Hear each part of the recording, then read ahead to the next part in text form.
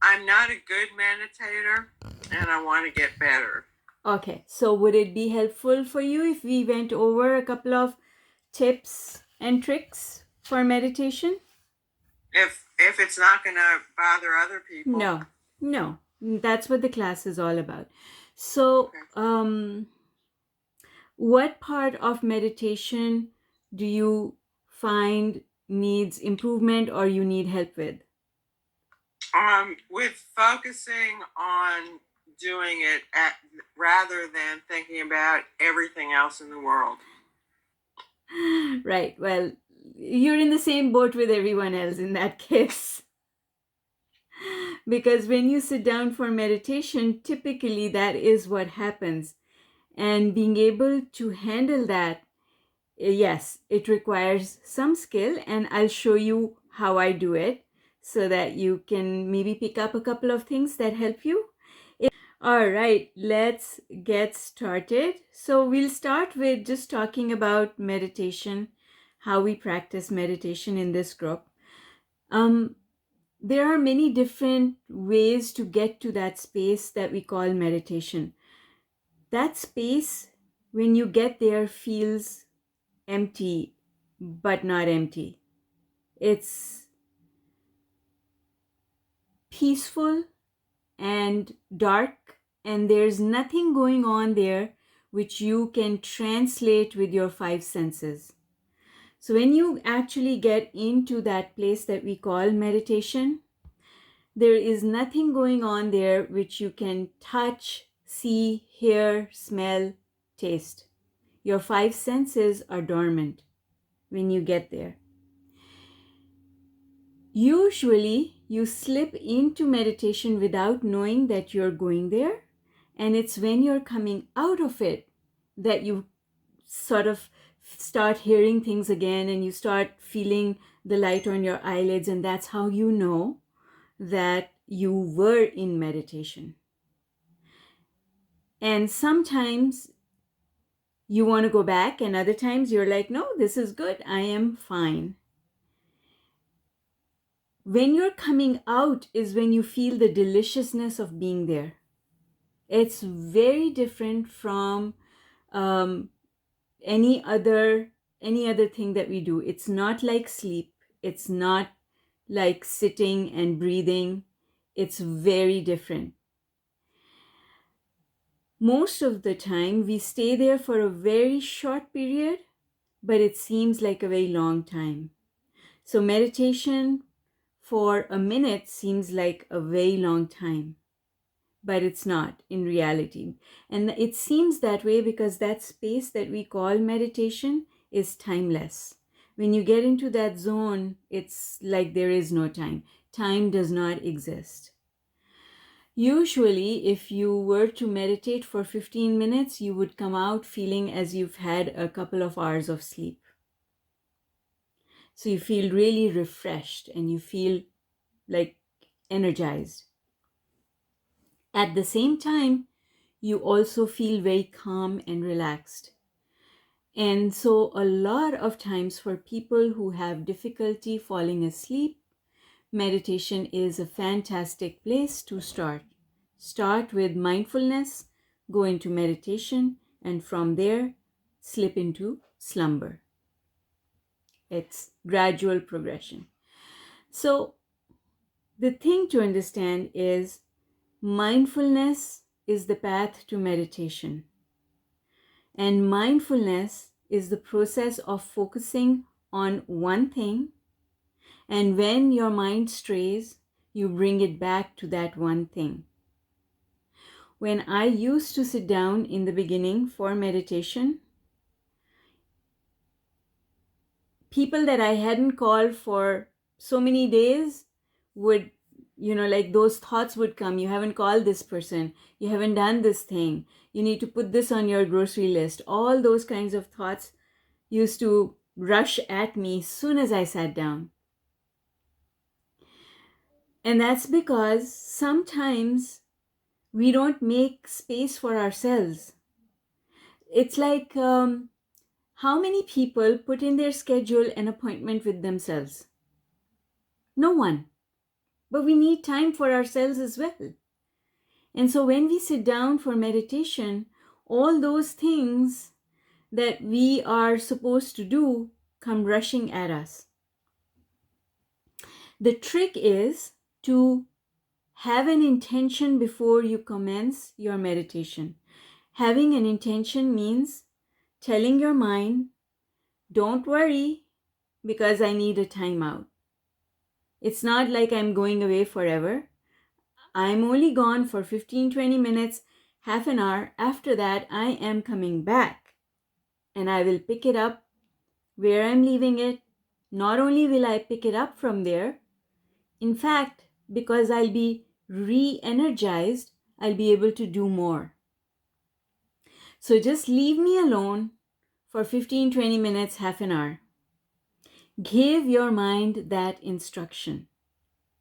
And then sit down to meditate. Telling yourself that you're going to be there only for a little while. After that, you can resume whatever needs to be done, and that you're going to take that time to relax and feel good. I also like adding to my intention that I want to connect with the universe. I want to receive guidance that helps me to do more in my life, to make better decisions in my life. When you start with a clear intention, it makes it easier to meditate. And the other thing is to stop saying to yourself that you would find it difficult to meditate. Because as long as you keep saying it's hard, it's hard, it's hard, then it will remain hard. Instead, say, I'm learning to do it. I'm on my way to learning how to meditate. And now your mind will not hold you back. Because when you say, I'm going to meditate, your mind immediately says, well, you don't know how. You can't do it. You've tried so many times. Might as well not try again. So in order to soothe that voice, the voice of your mind, you say instead, I'm learning to meditate. I'm going to give it a try and see how it goes. No judgment. Okay? Now, when you sit down to meditate, you've got to pick one thing on which you're going to focus. And when your mind wanders, as it will, bring it back to that one thing. Now, the trick about selecting what you're going to focus on is that it has to be something that is unemotional. Because if you select something that is emotional, you're going to get on a train of thought and the train's going to leave the station and it will never come back. But if we pick something that is unemotional, then we can keep returning to it and it becomes like an anchor. I call it having a thought anchor. A lot of people use breathing, the sound of their breath, as a thought anchor. But you can also use something, an object, a burning candle, a flame, something that you imagine in your head. You can use all of those things as your thought anchors. You can also use mantras. You can repeat words because different things work for different people. Visual things work for visual people, and if you're not visual, if you're more auditory, then auditory things work. So you just have to try different things until you find something that works for you. And once you find it and you use it over and over again, you reinforce it, it becomes stronger, and then you get to a point where as soon as you sit down and you pick up your thought anchor, you easily slip into meditation. Effortlessly, easily. Okay? Does that make sense so far, Ronnie? Awesome. Okay. I just want to say that I often used to fall asleep when I was meditating. There is absolutely nothing wrong with that because sleep is the next level where as we descend into our mind, that's the next level. But real power of meditation comes from staying in that state that we call meditation for at least a few minutes. Most of the time, I say if you can find 2 minutes in that space that we call meditation, that's enough. It takes 15 minutes to calm your mind, and you get 2 minutes in that space, and you're good. Okay?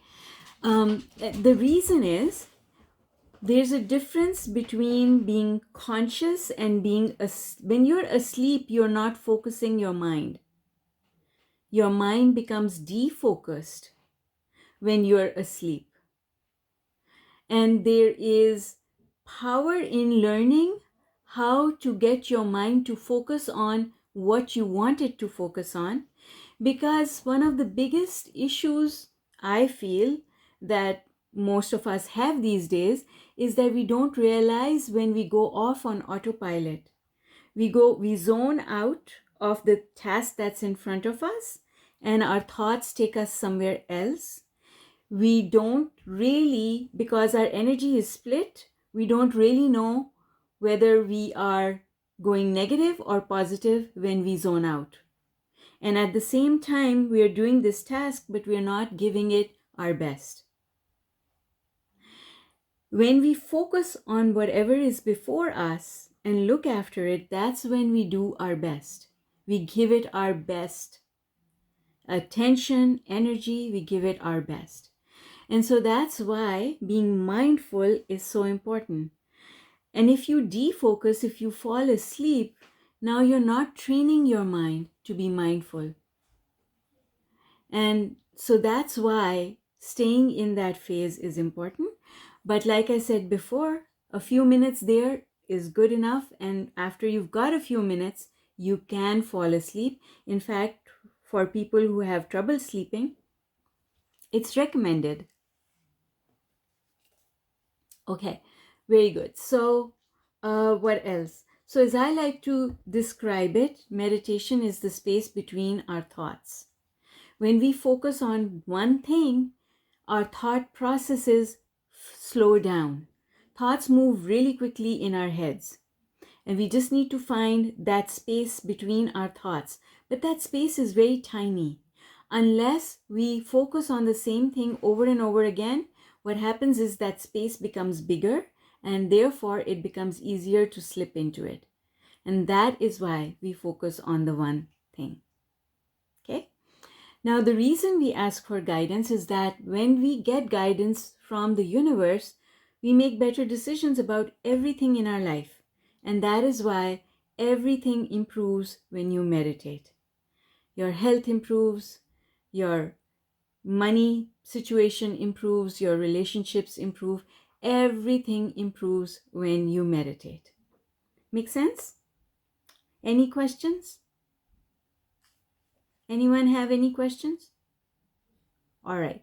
So what we do is, in this forum, I like to play some music for us to focus on in the background. And I like to guide people in the first couple of minutes, maybe 10 minutes, sometimes 7 to 10 minutes of the meditation. And the purpose is to help us relax. That's all. That's my only purpose, is to help you relax every muscle group in your body. Once you are relaxed, you will automatically slip into meditation, provided you hang on to your thought anchor. Okay? So, Ronnie, do you have any questions?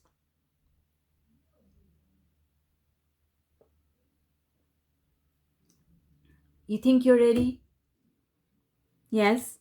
Awesome. Anyone else have a question? I think I pulled myself back whenever I felt myself falling asleep. Okay. So I think I guess my main thought was don't fall asleep. Like it got me back to the meditation state. Okay, good. Good.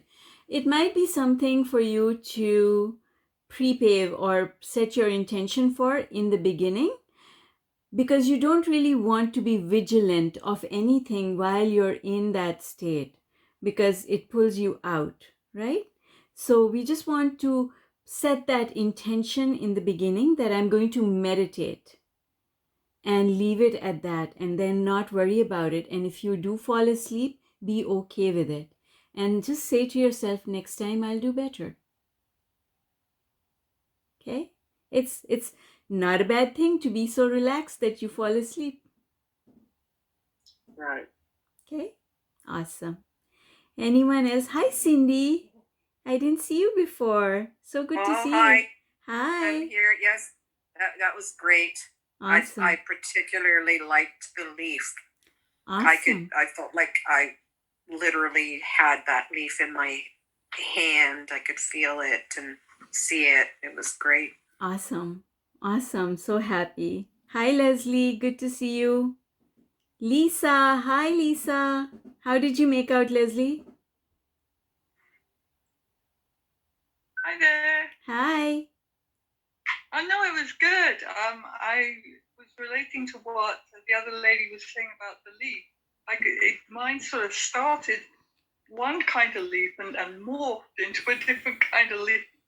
But it was really good. That's okay. That's why I didn't specify what type of leaf. It was left up to you. Right? That's awesome. Good for you.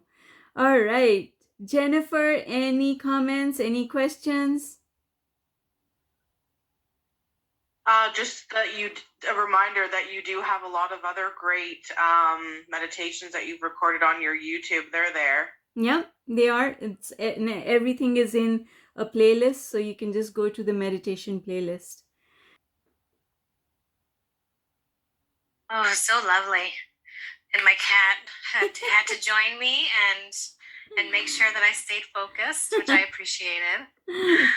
I actually did have a question, because I caught your video on the one thing that you implemented, the pre-paving, when you were first really starting to solidify your knowledge of law of attraction. Yeah. And so what would you say was the thing that helped you make that practice that you did every day, without all the other, like without kids or work pulling that priority away? Because I feel like that's what I used to do 2.5 years ago without fail. Like ever since when I started working full time, that slowly just kept getting like lower on my priority list. So I'm now not starting over, but wanting to get back to reformatting. Yeah. Okay, so I just didn't give myself a choice, Rose. I told myself that my life depends on it, so I have to do it. The other thing that really helped me was that I had it memorized. So in the beginning, it was a little bit of effort because I didn't know the words. So I wrote the words down and I put them on a little card, and that card still sits on my bedside table. I've had to rewrite it a couple of times over the years because it's many, many years since I've been doing it. But it just gives me comfort to have the card right there. And having the card right there also is a reminder that I need to do it. But in the beginning, when I started, I had it not just at my bedside, it was on my bathroom mirror, it was on my fridge, and I had an audio tape. I had it on CD in my car. So I couldn't miss it. There was no way I was going to miss it. It was on my computer, it was on my fridge. So if I went into the bathroom, I saw it. If I went into the kitchen, I saw it. If I sat down at my computer, I saw it. If I got into my car, it was right there. So I could not miss it. And after a while, I knew the words. And once I had memorized the words, I would do it. I would do my pre-paving before stepping out of bed. Because as soon as you step out of bed, you land in your day. And so I had to do it before I landed in my day. And if you do it that way, then you will get it done. because you wouldn't have started your day yet. The problem is once you step into your day, then it feels like you have to make room for this. But if you do it before you start your day, now you don't have to make room for it. It's already done, it's out of the way, and then off you go. And you can put 100% of you and your attention into your day. So that's how. And the other thing... Is that on your playlist? How No. can I find it? No, the pre-paving that Rose is talking about is in my workbook. It's, wait a second, let's see if I can grab the workbook and I'll just show you the workbook, but it's this workbook. It's the unlimited workbook. But it doesn't have to be the pre-paving that's in the workbook. It's just a positive intention. So the pre-paving in the workbook goes somewhat like this. Dear God, universe, thank you for a brand new opportunity to enjoy life. I want my day to unfold with ease. I want good things to come my way. I want to remember to appreciate people, places, and things.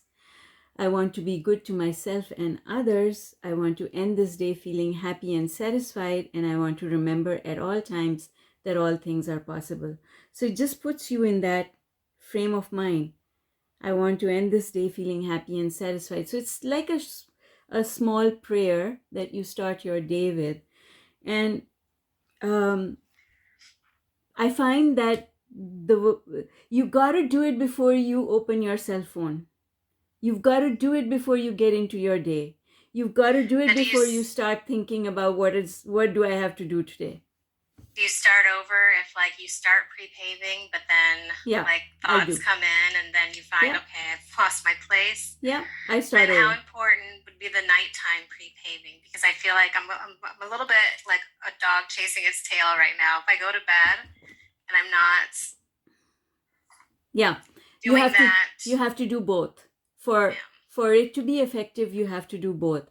And just like the morning pre-paving has to be your first thought of the day before you get into the rest of your day, the nighttime pre-paving has to be your last thought. Once you do your nighttime pre-paving, no more cell phone, no more thinking other things. You just repeat the pre-paving over and over again until you fall asleep. You don't let your mind deviate because you know better, because you know what's good for you. You know that your mind deviating from the purpose that you've established for it does not serve you. It's not helpful for you. So how badly do you want your life to improve? How badly do you want to feel good inside? How badly do you want to not worry, not feel anxious? I really wanted it badly. So to me, nothing was more important than this. That's why I said to you, I told myself, you have to do it because your life depends on it. And no one is going to come and tell you to do it. There's no mom, no dad, no one here. You are responsible for yourself and you're responsible for your children. So you better do it. Smarten up. You just got to do it. So when you make it that important, because you see, we are the ones who assign importance to things in our life. We are the ones who establish that importance. And we are the ones who can change that priority list. Right? So from saying, oh my God, I have to be 5 minutes early. It's okay if I'm just on time. It's even okay if I'm 5 minutes late, but I got to get this done. Because if I get this done, then my whole day will go easier. Right? So this is what I understood. If I do the work that I'm supposed to do, which includes pre-paving and meditation and appreciation, if I do my job, which is this, then all the other things I have to do during my day will become easier to do. They will require less effort because I will bring more energy to them. And isn't that a worthwhile objective? That's a worthwhile goal. So when you know that that's the result you're going to get, then you do it. Make sense? It does. giving myself permission to do that, to put myself as that priority, has been my learning path for like Oh, yes. forever, as long as Yes. everybody else. Yes. But yeah, I think it's not making it a choice. Like Not make it it's, a choice. But here's the thing. You said something really important there, Rose. Yes, self-worth has been a part of my journey as well. However, I wasn't doing it for me. I was doing it so that I could be the best mom. I could be the most relaxed mom. I could be the best employee. I could do everything better because I did those things that made me better.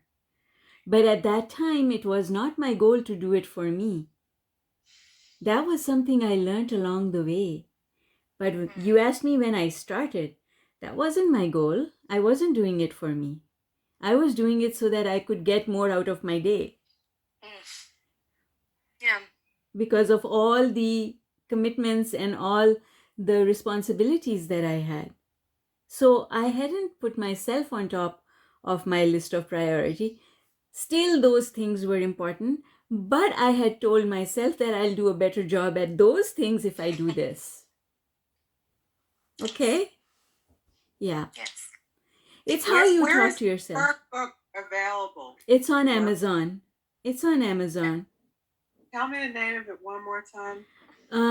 It's called the Unlimited Workbook, and you have my name, right? So you can just go into Amazon and search for it.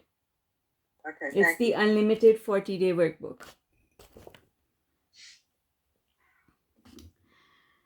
That was a good question, Rose. Thank you for that. The next time, I would like to unpack how you get to the feeling place of I care, but not that much. I love it. It's my favorite affirmation. How? But because okay, so it's about how you talk to yourself. You have to convince yourself to care, but not that much. So I say those words, but those words are the result of talking to myself to understand why it is better to care but not that much. Because when I care too much, I hurt myself and I also hurt the other person because, or cause, or whatever it is, because my vibration becomes negative. So when you understand the importance of vibration, then you understand how important it is to care but not that much. So I soothe myself by saying, it's not that I don't care, it's just that I don't worry. Because what I learned long ago, many years ago, when Kinza, my daughter, you've seen her, she was little, was that people in our society equate the level of worry with the level of care or love. And I've told you that story before of what happened with my father and everything. So I won't go there just now, just in the interest of time. But we equate. So my mother used to say, I was worrying about you, instead of saying, I love you. And so I started realizing that people around me were equating the amount of worry with the amount of caring.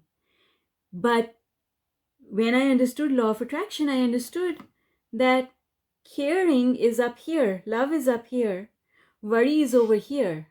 They are very different vibrations. They are not the same frequency of vibration. Worry is a negative vibration. So if I worry about you, I am sending you not my blessings, not my love, not my appreciation, not my support. I'm sending you my worry. Once I understood that, it became easy for me to care, but not that much. Because what I'm saying with those words is, I'm not saying that I don't care. What I'm saying is, I care, but without worrying. I don't worry about you. I care about you. Therefore, I have decided not to worry about you. I have understood that worrying is actually hurting. It's not helpful. So I have convinced myself, because I know the logic behind it, I know the science behind it. So I have convinced myself that worry is not productive. We all know that. Everybody knows that worry is not a productive emotion. Everybody knows that. But the problem is, the reason we don't stop worrying is because we equate worrying with caring. That's why we can't stop, because it feels to us that if I stop worrying about you, that means I don't care about you. But that's not true. So you just have to tell yourself that's not true. I can care about someone without worrying about them. I really understood this concept when my daughter went away to school in Wisconsin. I cared about her, but I wasn't worried about her.